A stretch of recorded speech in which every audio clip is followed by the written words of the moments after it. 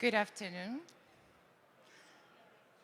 I suggest that we start the event and invite everybody to sit and be with us to open this very special event by the IPCC. I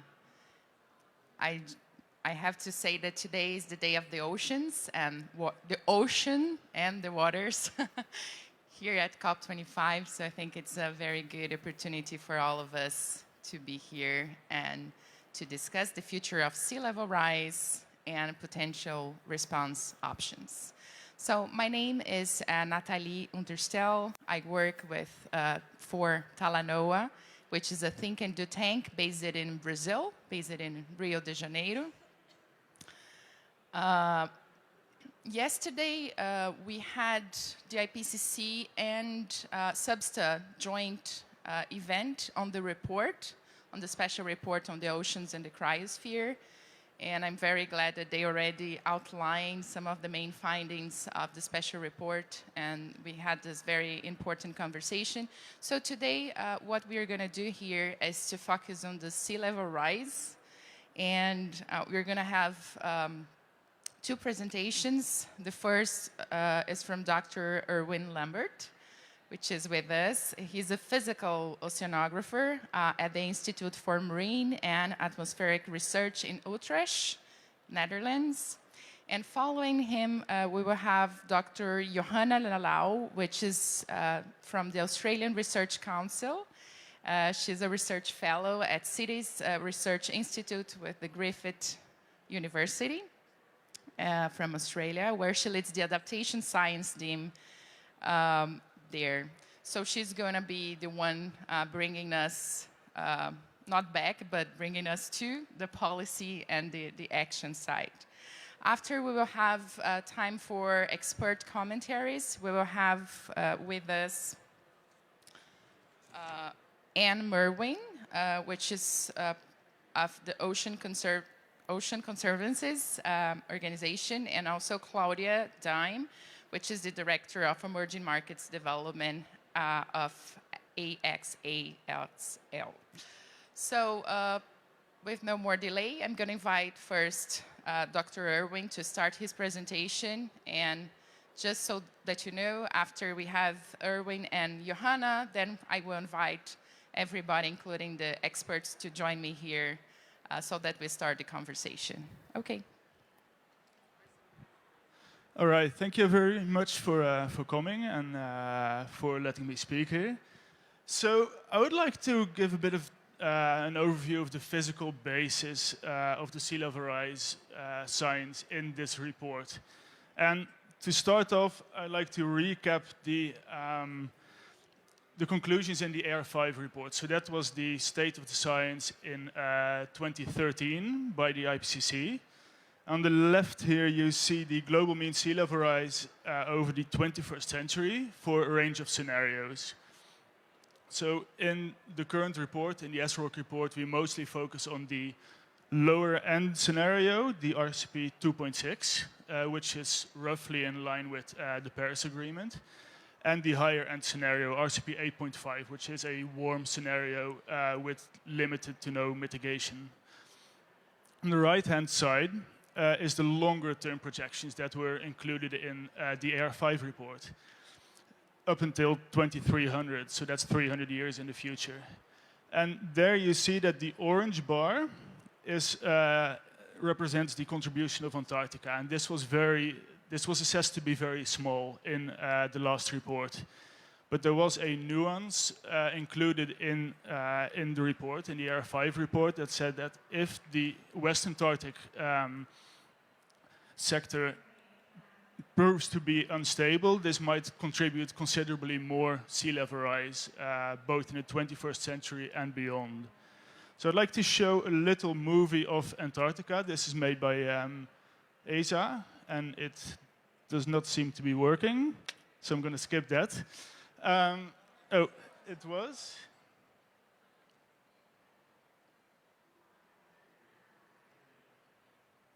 No, I'll skip it. Anyways, what you see here is the Antarctic Ice Sheet, and on the lower left hand is West Antarctica. And what we've been observing since the satellite era, since 1993, is that there are two particular glaciers, Thwaites and Pine Island, that are retreating at a fast rate. And this is really in line with the instability theories that we have, which might cause considerably more sea level rise than assessed in the previous report. So coming to the SROCC report, these are the scenarios for the lower end scenario, a medium scenario, and the high end scenario. And we compare the AR5 conclusions to SROCC.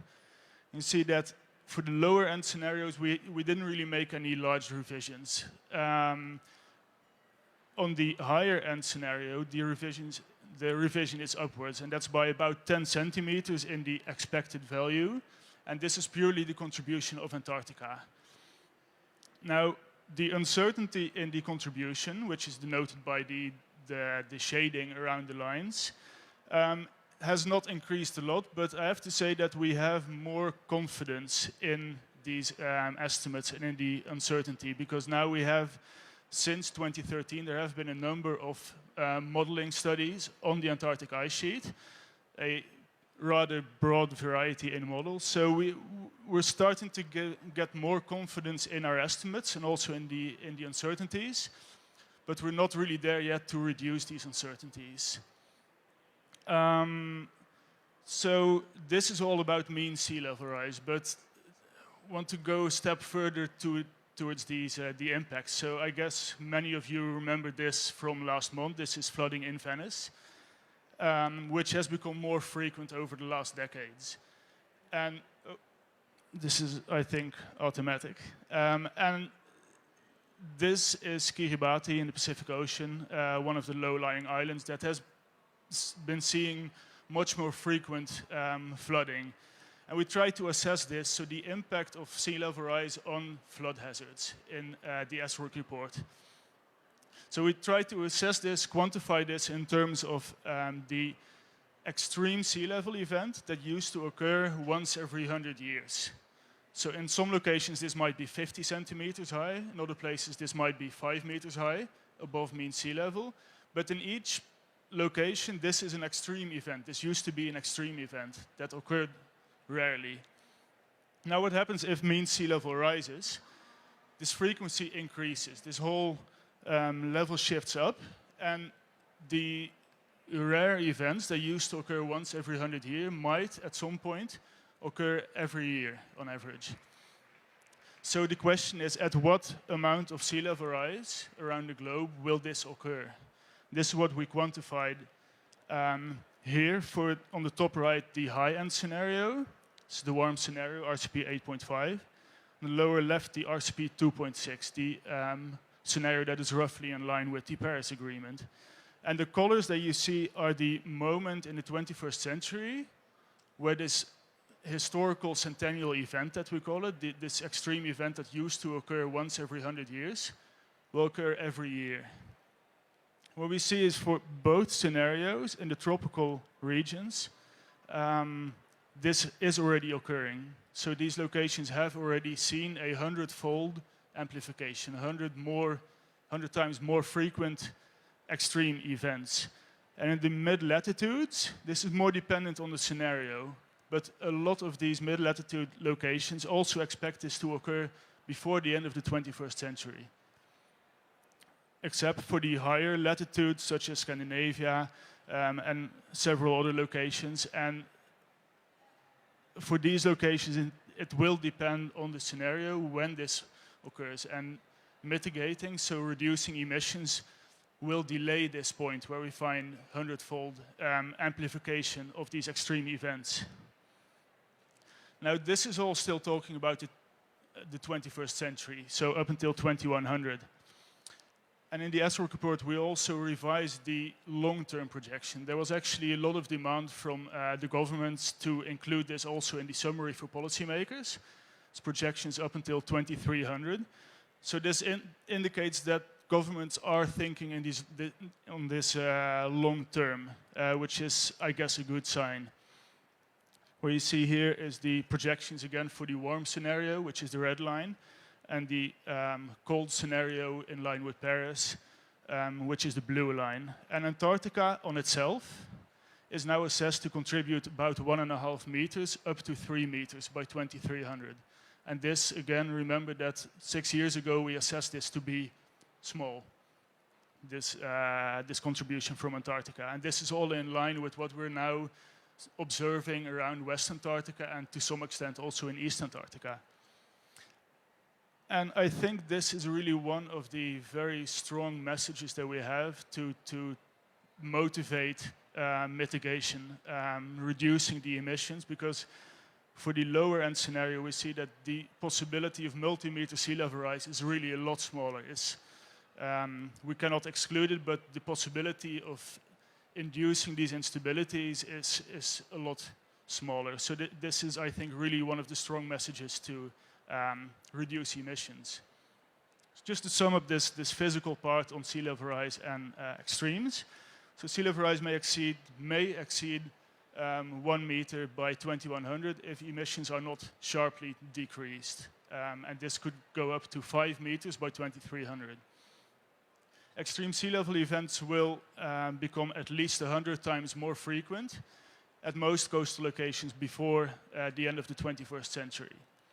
And in some locations, this is already occurring. And if we look at the tropical islands and a large number of low-lying megacities, this is expected to occur by 2050, so by mid-century, which is only 30 years from now. So to conclude this part, I would like to paraphrase one of my colleagues who this morning stated, if it shows up, yes, we need to manage the unavoidable, because there is a certain amount of sea level rise that is already locked in. This will occur over the coming decades to century, and this will already have considerable effects, which we've already been seeing in a lot of tropical islands. We should also really try to avoid the unmanageable. And I think for that, this is really in line with the motto of this COP is time for action. Thank you.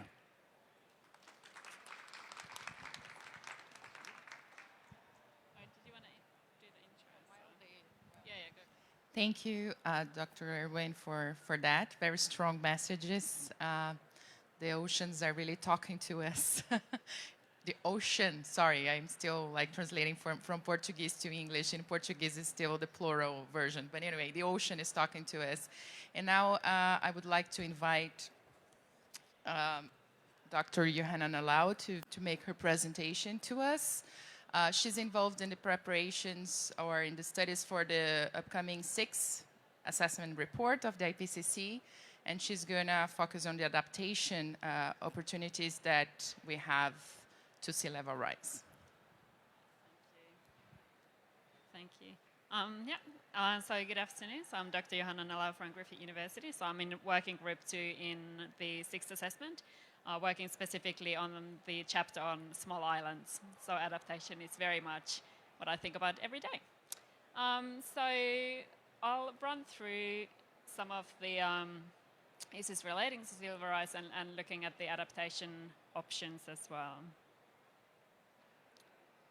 So this is not exactly my area, but so we have the choice between sea level rise below 1 meter and as was said before, or several meters of sea level rise, 5 meters by 2300.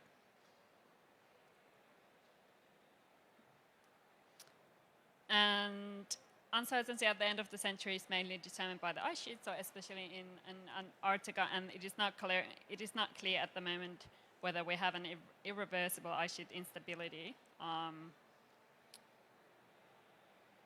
And there is still major uncertainty relating to how the ice sheets are reacting to warming beyond 2100. Oh, whoops. So you're sorry. This is like jumping off. So you already saw the slide. So basically, the main message is that with any sea level rise, especially the low-lying coastal cities and small islands, will be exposed to much more risks of flooding and land loss by 2050, especially if we don't think about the adaptation options that we could already now be putting in place.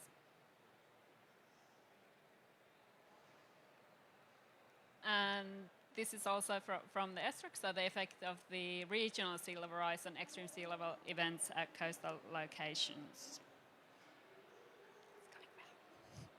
Anyway, so all of those changes have obviously major impact on marine life and all humans directly or indirectly who are depending on coastal areas and oceans in particular.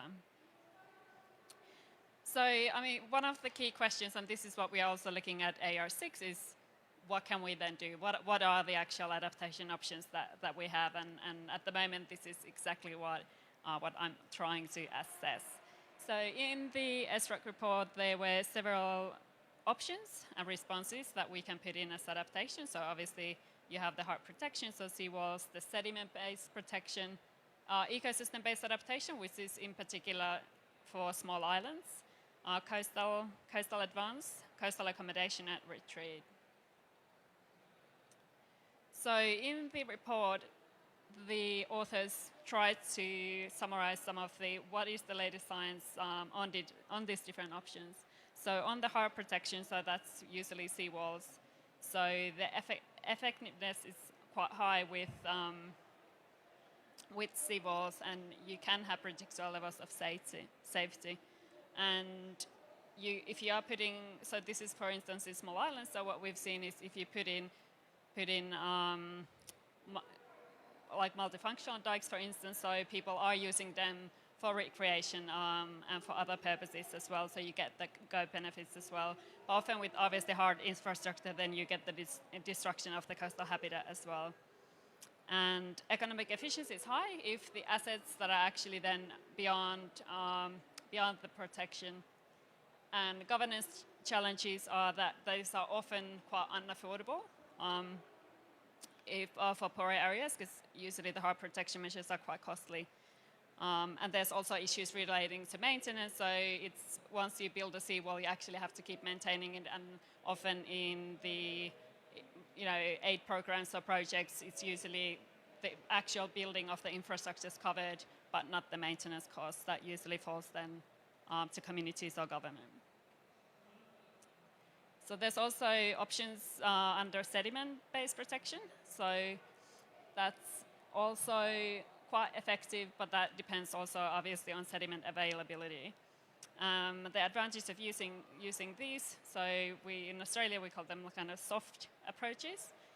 So for instance, beach nourishment, so that has high flexibility. And the co-benefits are that then you're increasing or improving your beaches, so that is obviously good for recreation and tourism opportunities. And drawbacks, again, is destruction of natural habitats where the sediment is sourced from. And the economic efficiency of these options is often quite high, so that's what we've seen at least in Australia, if tourism revenues are high as well. And some of the governance challenges relate then to conflicts about the distribution of public budgets for these kinds of options. And other adaptation options that the report looks is coastal advance. So it's actually building seaward. And that's often quite effective with, in terms of multiple meters of sea level rise. And the advantage is that you have more predictable levels of safety as well. And often if you're building and recreating or creating new land, it generates land, but then you also have revenues from land sales. The drawbacks are that it can have quite big impacts on groundwater salinization. It can also increase erosion. And there's obviously, when you're building something on the coast, there's a loss of coastal ecosystems and habitat that's at that place. And the economic efficiency is quite high if land prices are high as well. And again, the governance challenge is that these kinds of measures are often very costly. So for some of the poorer countries or communities, it's not realistic if the finance is not there. There we go. My favorite. So this is ecosystem-based adaptation options. So it is about investing in coral and wetland conservation or restoration. And these are often quite effective with small rises in sea level. And the advantage is that there's often, with these kinds of options, there's co-benefits, so it's habitat gain, there's increased biodiversity. There's also more opportunities to get the community involved. So in the small islands, a lot of the adaptation projects are actually implemented by the communities where they plant the mangroves, for instance, in Kiribati. So you get more community ownership with these kinds of options as well. Some of the drawbacks are that the literature is at the moment limited on how effective ecosystem-based adaptation options are in the long term, especially in regards to sea level rise. So if you think about corals, so we know that restoration of coral actually then depends on ocean temperature, acidification, and emission scenarios. Safety levels are less predictable with these ones, and often we need large areas. So especially with EBA, we want to look at, for instance, landscape approaches. So sometimes for EBA to be effective, you actually need quite a lot of land, and that there's governance challenges obviously with that, because coastal areas have lots of different user groups. Often there's also lack of finance, and lack of enforcement of conservation policies also remains an issue for these types of adaptation options.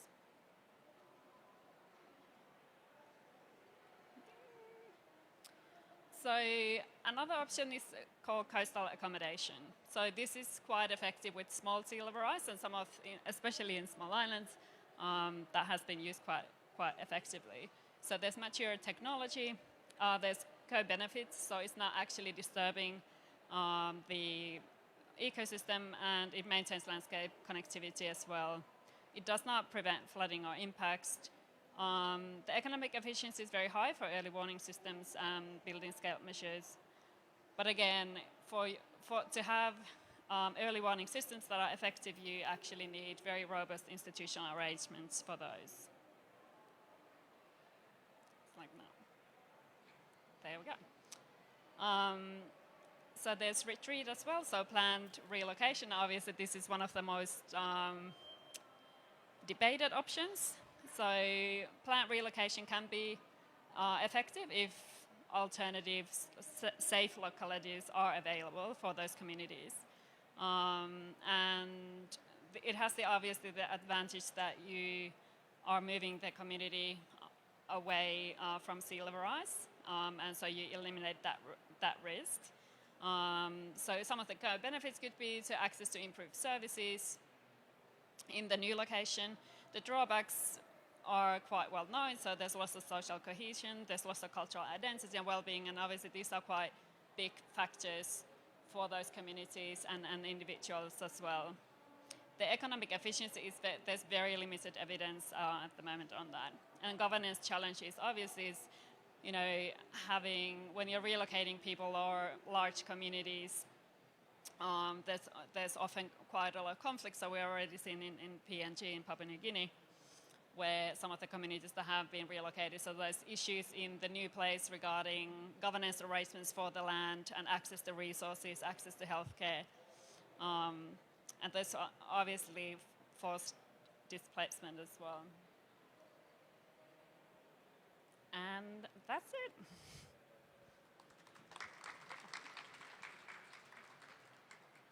Did they have slides? No, not No, they don't. Thank you so much. I want to invite you two to join me here in the panel, and I also invite Anne and Claudia to join me as well. I'm going to sit here. So let's start with Anne. Anne is part of the Ocean Conservancy. She's an expert on ocean planning. So Anne, tell us a little bit what you heard from them and what do you think we should address here today? Yeah. Oh, good. This is working. Hi, everybody. And I better? Okay, I'll do that. I think a lot of what we just heard was rather terrifying, to be honest, in terms of long-term prediction. And so when we talk about solutions, there is a lot we need to do.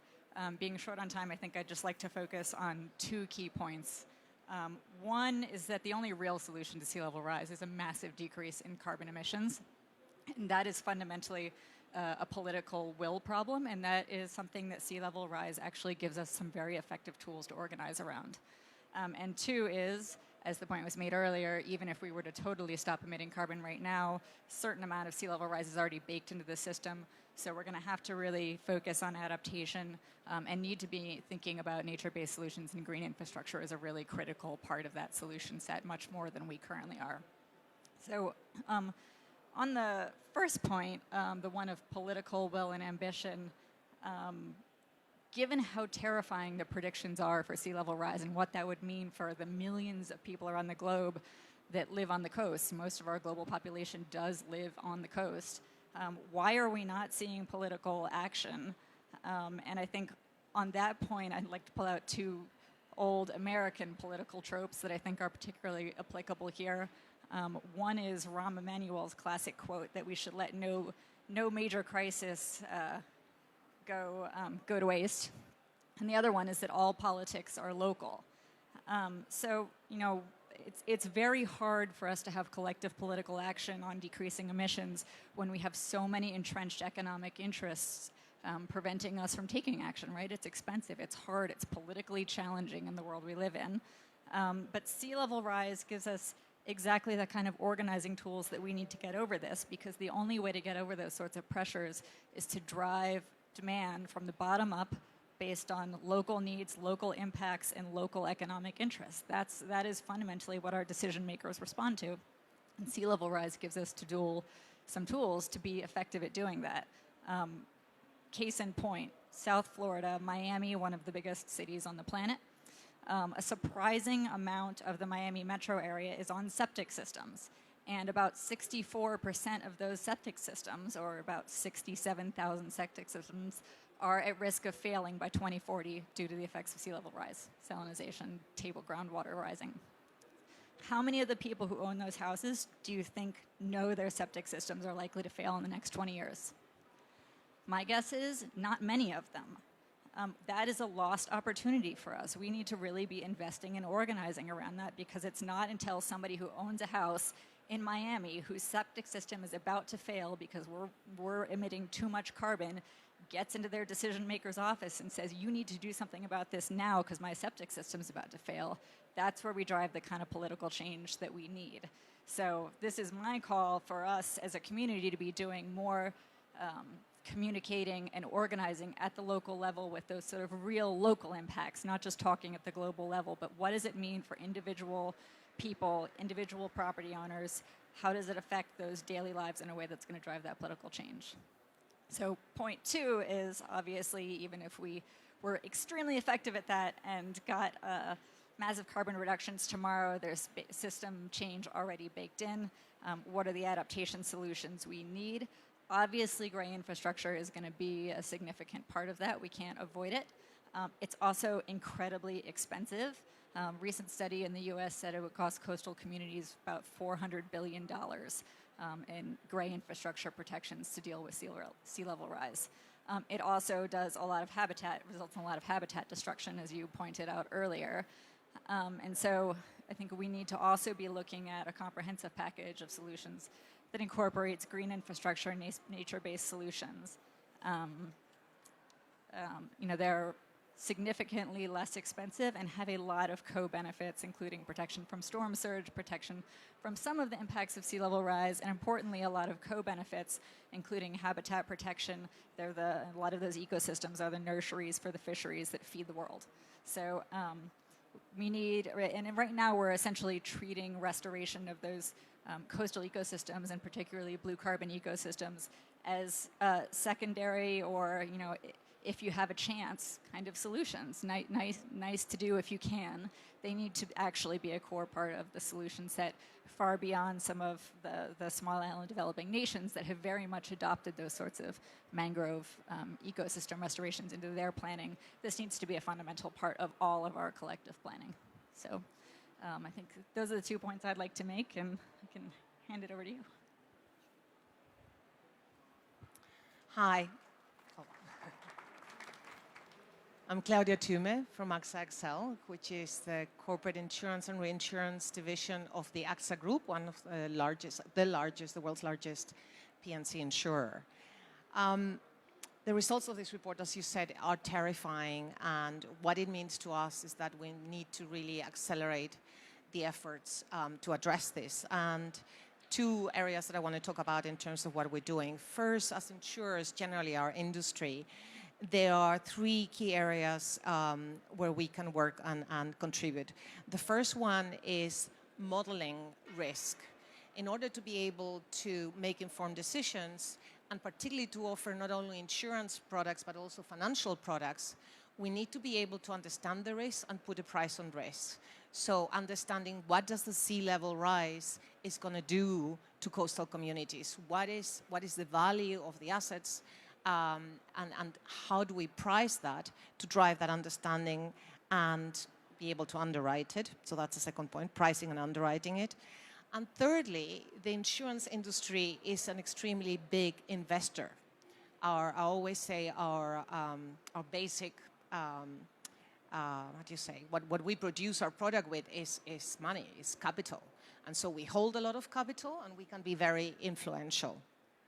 So first, in terms of directly working with the ocean, we are part of the Ocean Risk and Resilience Action Alliance that was launched in September in New York. And there are different insurance players as part of the alliance. There's also Willis Towers Watson, there's also Bank of America, the Inter-American Development Bank, so multilateral development banks, and 13 different countries that are part of this alliance. And what this will focus on is, on the one hand, research, and it's extremely important that we understand not only how our coastal nature being degraded, but also the solutions that it provides us.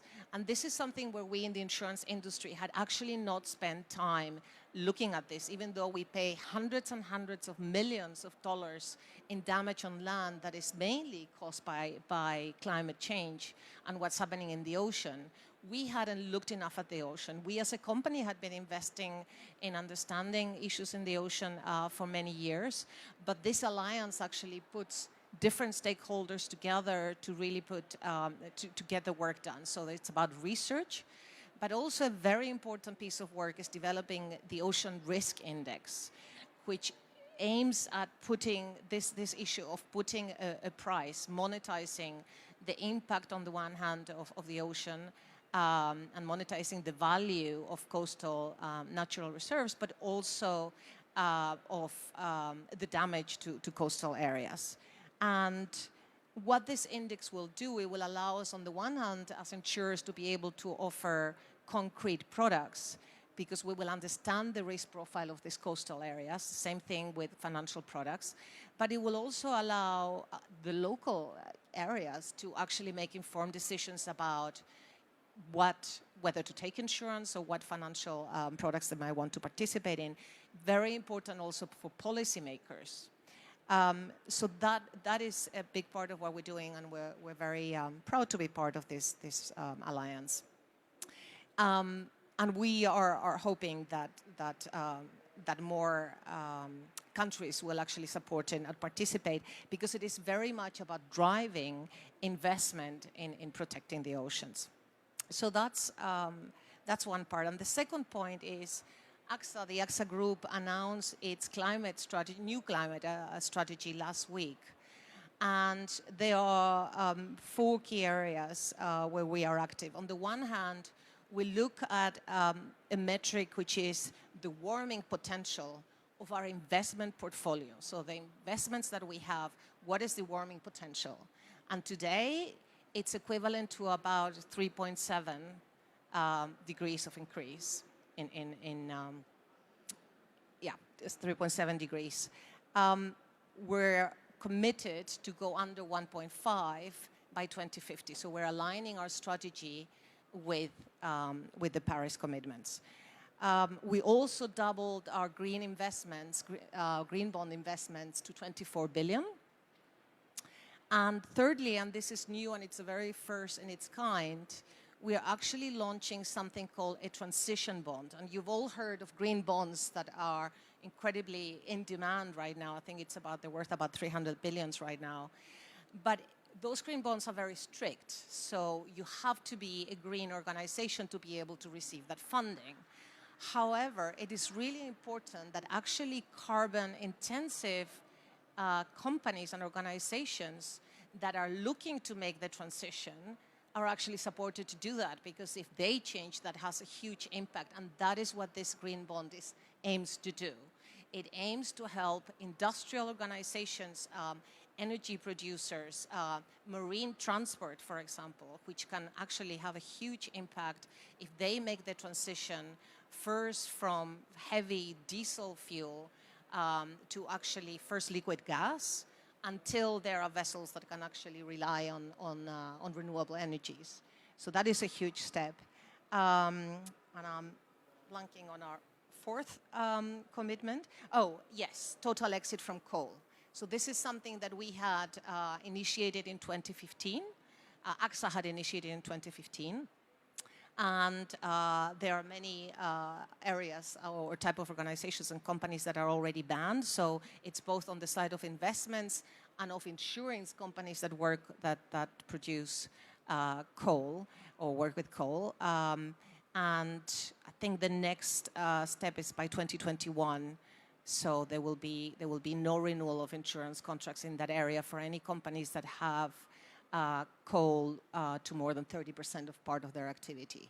So a big signal, I believe, to the market, because the insurance industry can make a difference, the financial industry can make a difference. And we're hoping that others will follow in taking this type of steps. That's it. Thank you. Thank you very much, Claudia. And sorry for misspelling or saying your surname anyway. You're not the only one.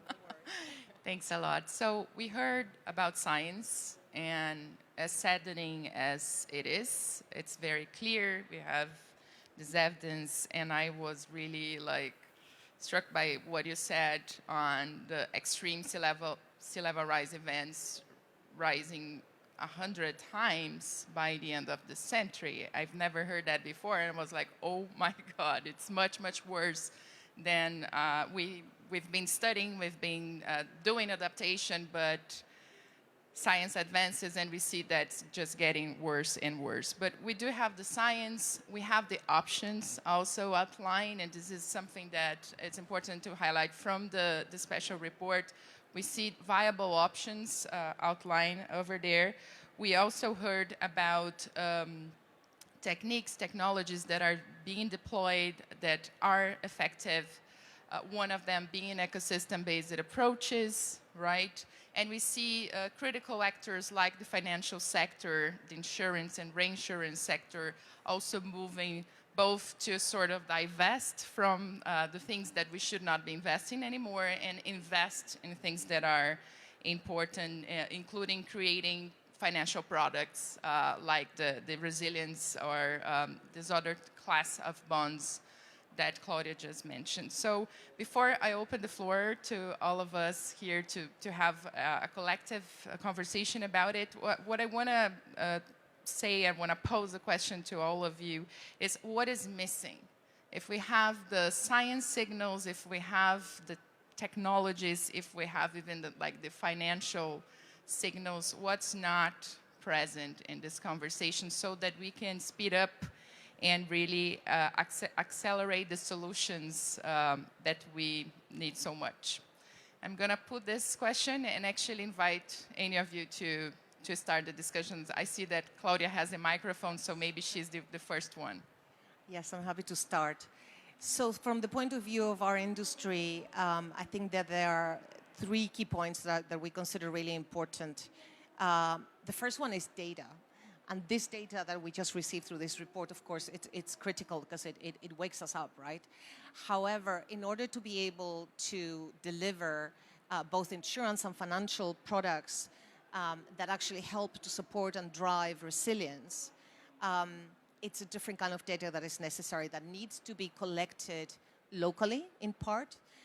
Advances in technology are helping us to actually drive this in a major way.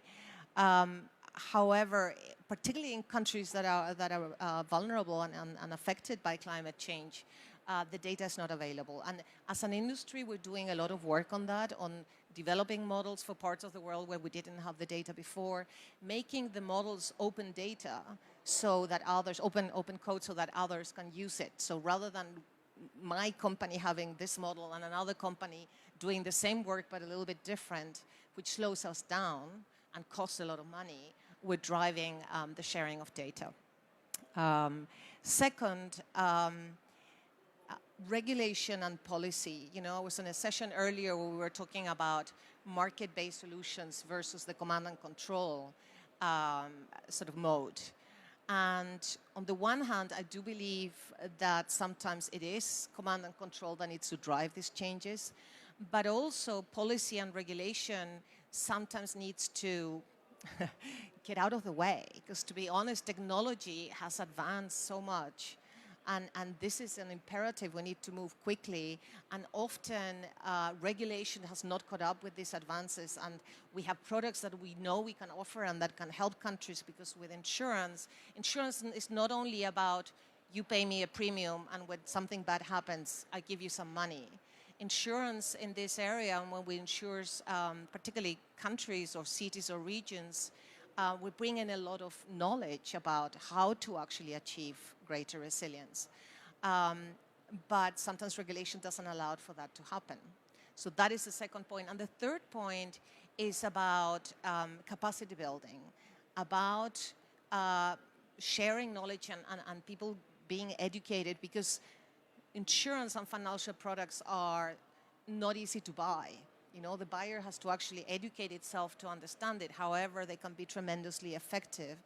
And the knowledge tends to be in the global north, while the risk owners are in the global south. And so that's a dichotomy that we need to change. And there is work being done by different multilateral banks and organizations and insurance industry organizations, by PPPs, but that's very critical. Thank you so much. I think they are very concrete points: data, regulation, policy signals. And we can move on. I see that the scientists here, they were like, oh my God, but I invite you to also comment on this. Yeah, I think there's, from my point of view, there's a lot of things that, of course, are missing. And to some extent, that's just the scientific knowledge. And that is the understanding, especially of what is Antarctica doing at the moment. But to take it a bit broader, I think there are two things that we're really struggling with. And one is communicating uncertainties. That is, if you say something is uncertain, people tend to interpret that as, okay, so you don't know. But there's a lot of effort that goes into quantifying these uncertainties and actually putting numbers on what do we know. And still, we can only do that to some extent, and there's always the unknown unknowns that you're struggling with. But I think this is one part that's really difficult, is how do we communicate that we do understand to some extent how uncertain processes are, and that uncertainty does not mean that we don't know anything. I think this is one point, and the other one is really this long-term vision. And one thing, and that's maybe towards actually towards you, to what is the limit of adaptation? I think this could be a really strong strong incentive, that when we look at the long-term sea level rise, and we are talking about long-term sea level rise over 3 centuries on the order of several meters, which we can most likely prevent by reducing emissions. Is there a limit to, for example, hard protection, and where is that limit? And can we put a number on when we might be reaching that if we fail to reduce emissions? So I think that's maybe a question that Joanna can answer. Thank you. Yes, I know where the limits are. No, but I think, yeah, you have a point. And I think even though in the presentation we had different categories of adaptation options, I think what we need to look at is in a particular location for a particular community, you need almost like a portfolio approach. So you don't just build a seawall, you use lots of different adaptation options together. But there are clearly limits to adaptation. And this is outside the IPCC process, but we co-edited the book last year on limits to adaptation, trying to start getting the examples, because what we are finding at the moment, a lot of these kinds of actual examples of limits to adaptation are still anecdotal. So when we travel on the islands, we might hear about a community that was relocated, but that's not yet showing up in the scientific literature. So I think we have a lot to do in terms of collecting that evidence base as well. Thank you. You can keep this. Yeah, I'll just build on a couple of those points and hammer on the make it local, make it practical, talk about uncertainty, not meaning we don't know, but mostly we do, and what that means for the long term. So this Miami septic system example, it's nice that we have that example. It's because the city of Miami invested a bunch of money into future planning, and they figured out that they were going to have 64% of the septic systems in the county fail. Most places haven't done that yet, right? Maybe they should. How do you talk to people about what it means in their daily lives? I mean, we've been seeing economic and political upheaval across the globe, right? Because people are worried about economic issues, they're worried about personal issues. It's hard to make climate change rise to the top when people are trying to figure out how they're going to have a job tomorrow and pay for their kids to get fed, right? It doesn't happen until you make it personal, and you make it personal both for the people who governments respond to and for the governments themselves, right? Like in Miami, most of the money that you would use to pay for climate change adaptation tools comes from property taxes. Well, when climate change starts to lower property values because all the septic systems fail and half of them are underwater, are they going to have any money left to pay for this stuff? No, they're not going to. You've got to do it now. And I really do think that we need to focus a lot more energy than we do now at talking at that very pragmatic, very local, very economic-oriented level, the level that insurers are thinking at when they're thinking about insuring property by property. That's what really hits people at home, and I don't think we do nearly enough of that at this point. I'm tempted to comment on the Miami-Dade County case because I've studied that, but anyway, just to say that one of the possibilities or the tools that citizens are also using to kind of call the attention to that kind of problems is to go to courts. So Miami-Dade County mayor or whatever took to court in 2011 exactly because of that. It ended up not resulting in anything great for the climate, but at least I think they heard the call and started to change a little bit the way they were reacting to the whole thing. Anyway, I am the moderator, so I'm not allowed to talk, but sorry for that. I'm going to now invite the audience to contribute with questions. I see many people with their hands up. I think we start with the sir here, the gentleman here, and then we have some people on the back. Please say your name and your affiliation, please. Thank you, moderator. Satoru Mizuguchi, freelance journalist writing for the Springer. Arvin mentioned how to communicate uncertainties, and my question is to the lady from insurance business. Do you think insurance companies are potentially capable to communicate uncertainty in the about the risk of real estate in coastal communities? And I also would like to ask a lady from Miami, do you think the real estate business people are potentially able to talk to US president who have vested interest in the real estate? Thanks. I think we will collect more questions before we we do the answers. Okay?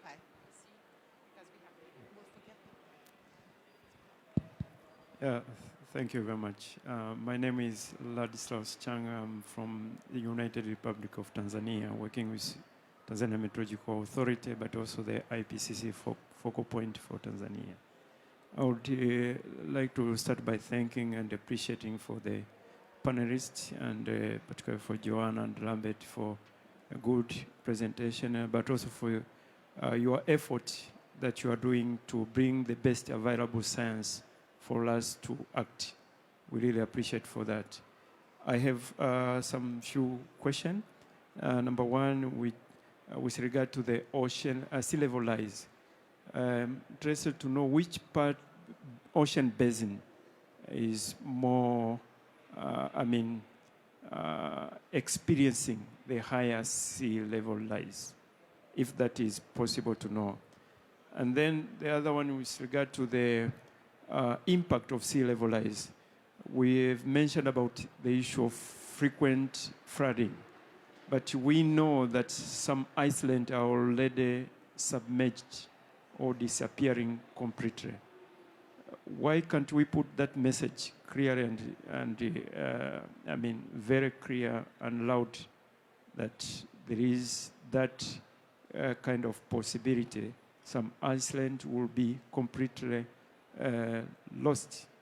So that would be my question to you. And the last one is, have we assessed any implication of sea level rise to ocean dynamic and circulation pattern? Is there any connection between the sea level rise and circulation pattern? And the final one is to Joanna. You mentioned about the major uncertainty. Is it quantifiable? How major is the major uncertainty? So we have 6 questions already. Let's start answering, and then we continue with a new round of questions. So your question was, can the insurance industry help to communicate that uncertainty? Insurance is based on the principle of uncertainty, if you think about it, right? If you have a risk and you know that it's going to happen 100%, we're not going to insure it, right? It's based on uncertainty of not knowing how likely it is, even though we have models, of course. But I think that what is more interesting to think about is how insurance, by putting a price on risk, communicates certainty, right? Because part of the challenge with this and communicating the magnitude of this is that we humans are wired to be optimistic. When considering options for decision making, we tend to think that's not going to happen to me. But if you own a house and you're used to being told, in the Florida area, well, if you put hurricane shutters and so on, yes, we'll provide not only insure your house, but your premium will go down. But if one day we say, we cannot insure you anymore, and that is something that we have signaled as a company of saying, if this gets out of hand and we go to change beyond 5 degrees, big parts of the world are going to become uninsurable. And so in a way, communicating certainty is actually almost a bigger signal, in my view. Did I answer your question? Yeah. I think your second question was around bringing new constituencies and more powerful economic voices to the fight on climate change. Yes, absolutely, and I think not just limited to real estate interests, right? I think that's a little bit of a hard place for them to be. I think we will see them get there. We have seen in the U.S. Coalitions of shellfish growers be incredibly powerful because ocean acidification, which results from carbon emissions, has started to affect their ability to run businesses dependably, right? It's thanks to ocean acidification, young shellfish don't grow as well and some of their crops have failed. That's been a powerful political motivator for action on ocean acidification in the US. I think we need to expand those sorts of arguments to a lot more economic sectors beyond that.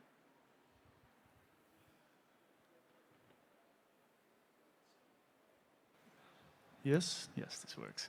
So thank you very much for the questions from Tanzania. So if I recall correctly, there are 3 questions.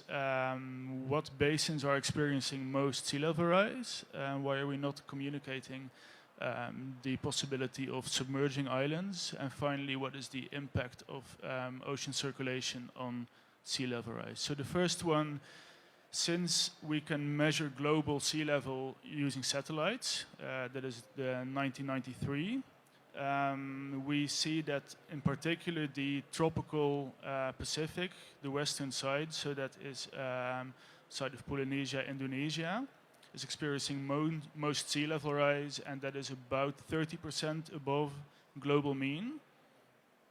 When we look at projected sea level rise, we find that in most cases, regional sea level rise is within 10% of the global mean.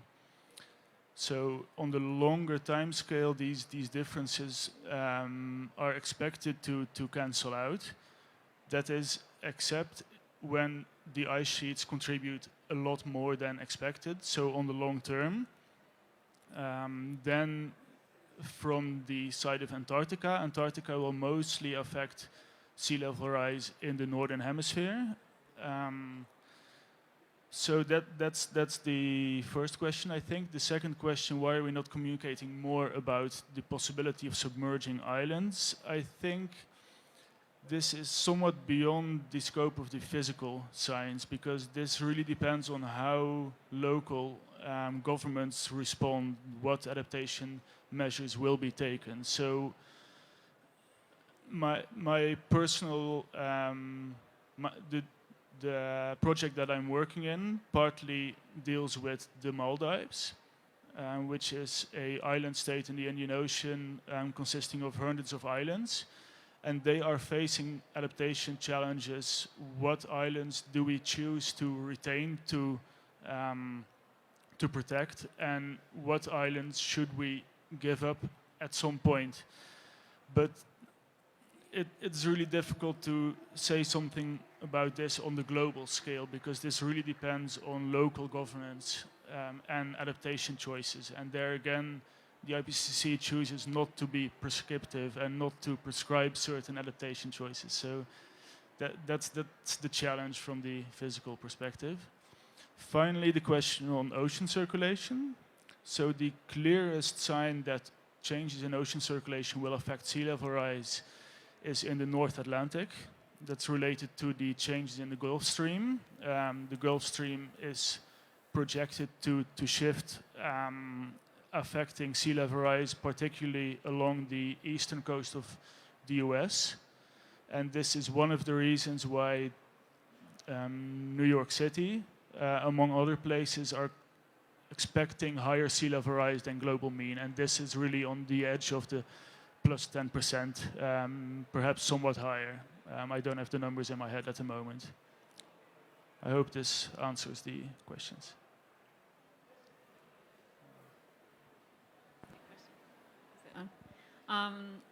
I've just said from the adaptation perspective why we are not talking about the islands as well.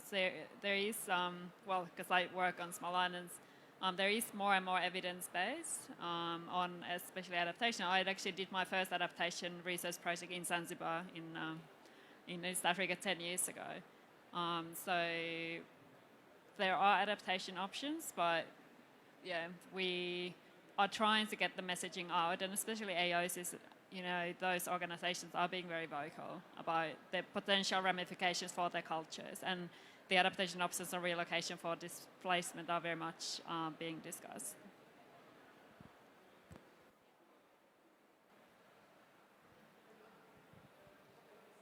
Oh, hi.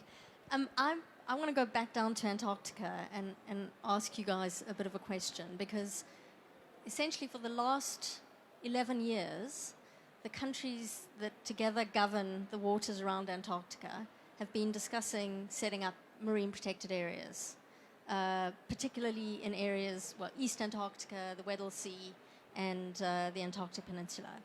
And every decision needs to be made by consensus. And right now there are 2 countries, China and Russia, that are holding out from a consensus position being taken. Next year is the 200th anniversary of the discovery of Antarctica, and a year in which there is the potential to protect 7 million square kilometers of the Southern Ocean as a climate reference zone, essentially, and to help rebuild the blue carbon in that area.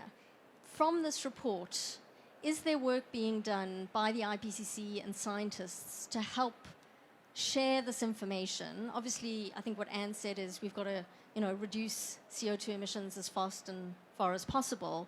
But in terms of actually getting some of these place-based resilience, adaptation efforts in place, is there work being done by the IPCC scientists in those particular countries to help get this done?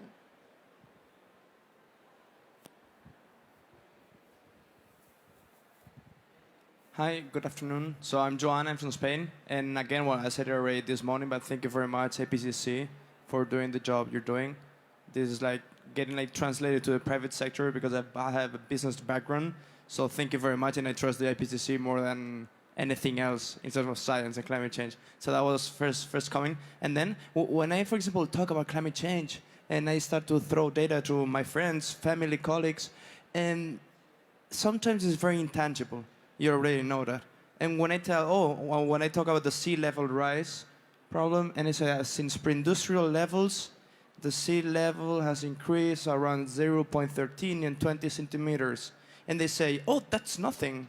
I don't see the problem, which this fact actually is unbelievable. It has never happened before or since many centuries, as you might know, right? And then they say, and by the end of the century, between 50 centimeters, 40, 60, they say, oh, I'm not worried about it. Or even more, when I said, we're already in one degree above pre-industrial levels, and they thought, I thought we were at 4 or 5. So the question is, how can you make this tangible? Thank you. We still have a few questions in the back, and because our time is almost over, I'm going to collect them. Actually 3, right? You, sir, the lady, and you, sir, had a question? The one just... you.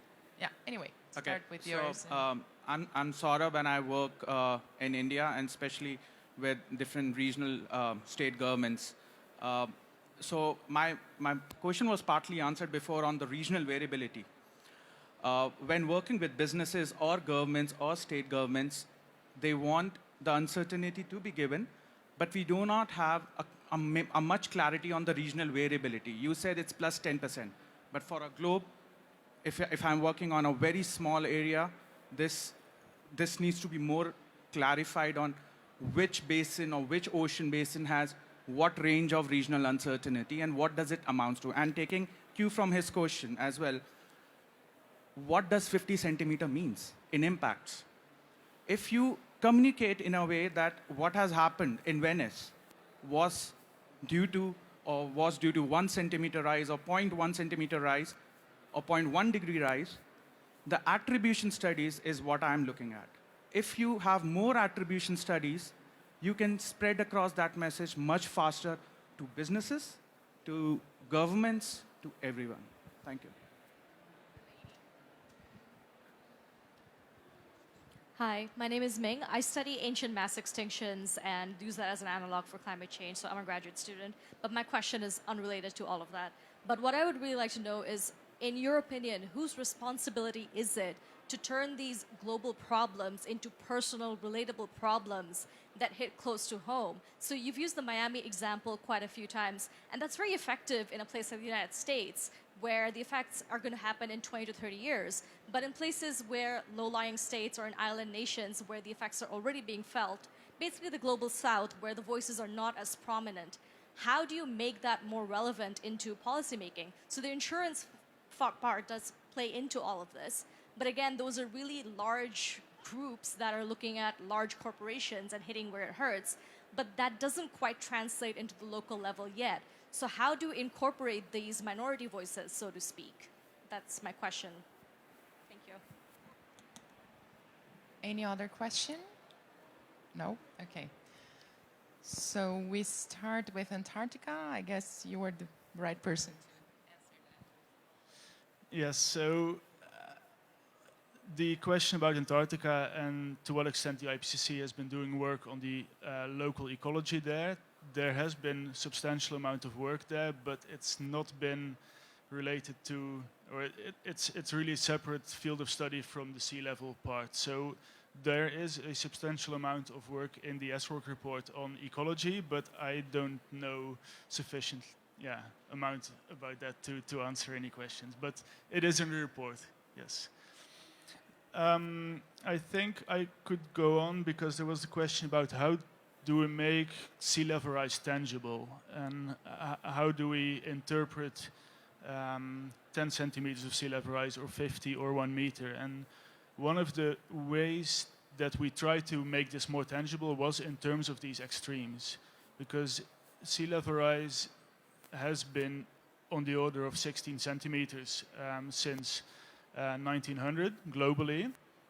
We know that it's been somewhat more in the tropical Pacific, at least over the satellite era, but we see these substantial changes already. And this is not due to 1 meter of sea level rise. This is due to decimeters of sea level rise.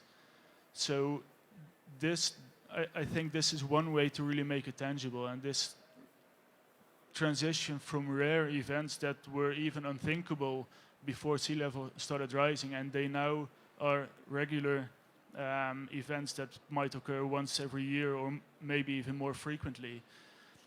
I think this is one of the ways to really make it tangible, and in the end to communicate these effects of climate change, because they are really abstract. And even for us, even for me, working with numbers, working with centimeters and meters, it remains really abstract. And I think for that, yesterday I was in a session, or Wednesday, on Pacific Islands, and there was actually the question from the panel towards the audience: do you have human stories from what's been happening? What have you experienced? One story that I can share was when I visited the Maldives to share our knowledge with the government there and ask the question, what type of information do you need to make choices?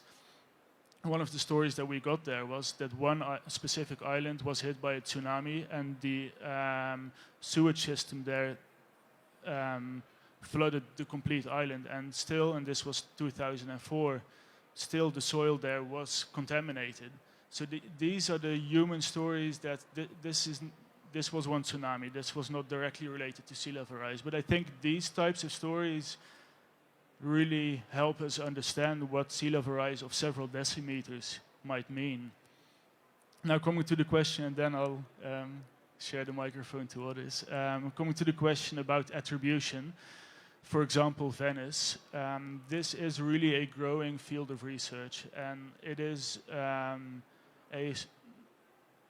it's a combination of statistics, observations, and modeling studies. And the problem that we have for a lot of events attributing that is that we lack sufficient data. And for example, for Venice, we're quite lucky that we have a long time series of water level at the coast.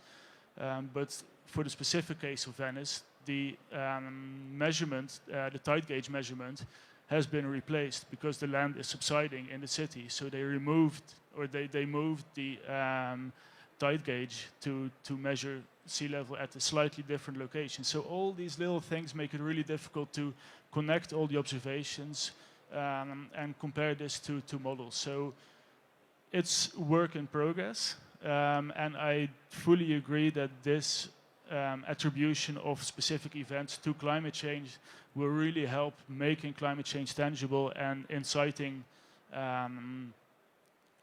action. But we usually really need, for the case of flooding, we need time series of 30 years, for example. So if those are not in place yet, these observation systems, we can put them in place today, and in 30 years we might have sufficient data to say something. So to the extent that there is sufficient data, we're working on that, and I think that there are more and more studies able to attribute specific events to climate change. But yes, those are the challenges that we face in doing that. I'll jump in on how to make it real and tangible, and maybe try and tackle that very challenging equity and justice question. On the how to make it tangible and effective, there's a whole body of social science research that actually looks at this. I wish there were more presentations here. We should all be reading this stuff, and we should all be learning from it. The crib notes are that numbers don't work. Nobody cares about the science. Ultimately, nobody cares about the numbers. They only care when you connect to their personal values and their personal experiences. So if you want to talk about climate change, you can't talk about centimeters of sea level rise or feet of sea level rise. You need to talk about the street that you grew up on is more than 50% likely to be underwater in the next 20 years.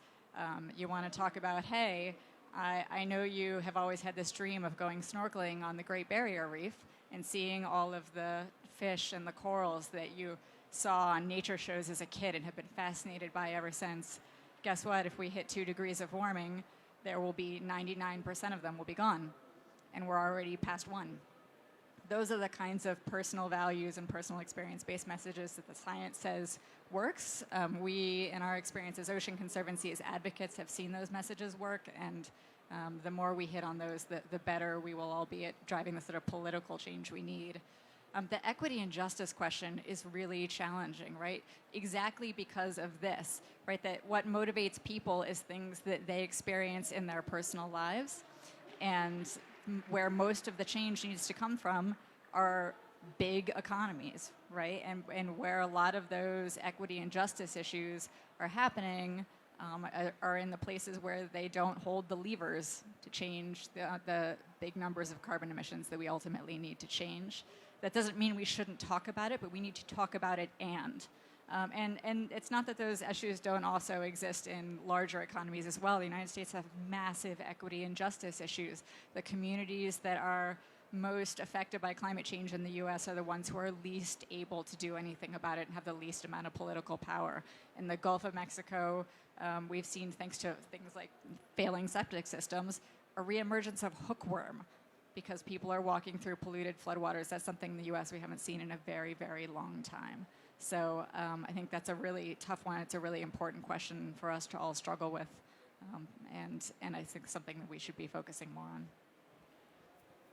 Unfortunately, we are running out of time. Actually, we ran already, so I'm going to invite Claudia and Johanna to provide their final remarks and also respond some of the questions we had. Okay? Okay. Just on the communication, so that's something that I think about every single day. Is how is the science that we are producing within the assessment? How can we communicate on what are some of the messages? And in the working group too, we are already doing that. And IPCC is getting better in terms of thinking about what kind of knowledge products can we develop that actually give those clear messages to people. But you're right, like it has to be, especially in terms of having conversations with your friends or even with your parents. Like how do you then translate this kind of complex science to something tangible that they can understand? And it is the personal stories and the personal values, and I think that's tying to what people value as well is really important.